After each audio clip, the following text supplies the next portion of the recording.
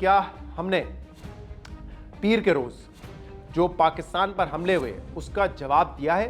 क्या पाकिस्तान ने air strikes की है? क्योंकि सुबह से ही आप देख रहे थे कि अफगान तालिबान की तरफ से ये दावा किया जा रहा था कि पाकिस्तान ने एयर स्ट्राइक्स किए हैं जिसमें वहाँ पे सिविलियन कैजुअल्टी हुई है। तो इस चीज़ को डिनाई किया गया।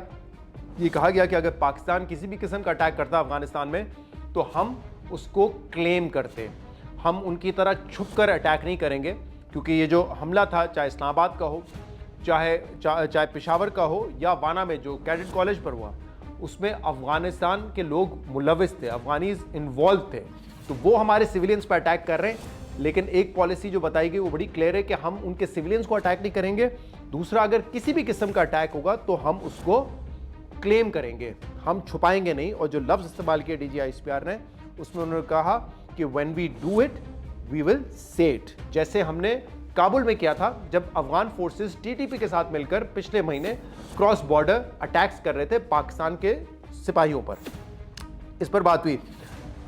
अच्छा जी, फिर अफगानिस्तान के हवाले से बलूचिस्तान और खैबर पख्तूनख्वा के मवाजना जो किया गया उस पर बात हुई और बताया गया कि बलूचिस्तान में जो है वो प्रॉपर एक सिस्टम है, वहाँ पे गवर्नेंस बेहतर करने के लिए जो एपिक्स कमेटीज़ हैं नेशनल एक्शन प्लान के अंडर वो भी बनाई गई थी, स्टीयरिंग कमेटीज़ हैं जो अपना काम कर रही हैं।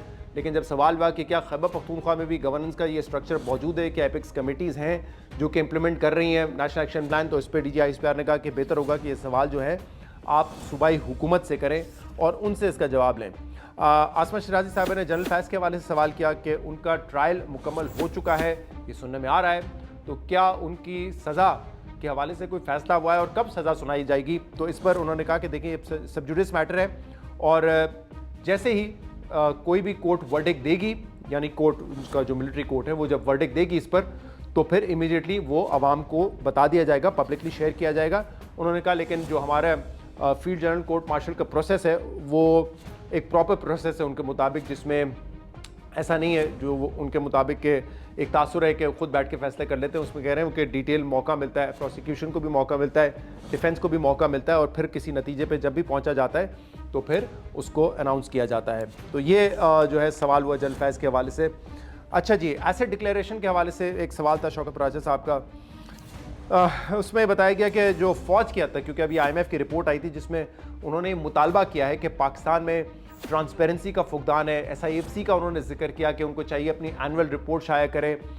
इसी तरह ऑडिटर जनरल ऑफ पाकिस्तान के हवाले से कहा गया कि वो इंडिपेंडेंट होने चाहिए, FBR में जो है एक ऑडिट का निज़ाम होना चाहिए, ट्रांसपेरेंसी होनी चाहिए। काफ़ी सारे मामला जो है IMF ने अपनी इस रिपोर्ट में कवर किए। तो उस पॉइंट ऑफ व्यू से सवाल हुआ तो उन्होंने कहा कि वैसे तो IMF की रिपोर्ट पे हम जवाब नहीं देते, लेकिन आर्मी के अंडर उन्होंने कहा कि एक प्रॉपर ऑडिट का सिस्टम है जिसमें एसेट डिक्लेरेशन होती है।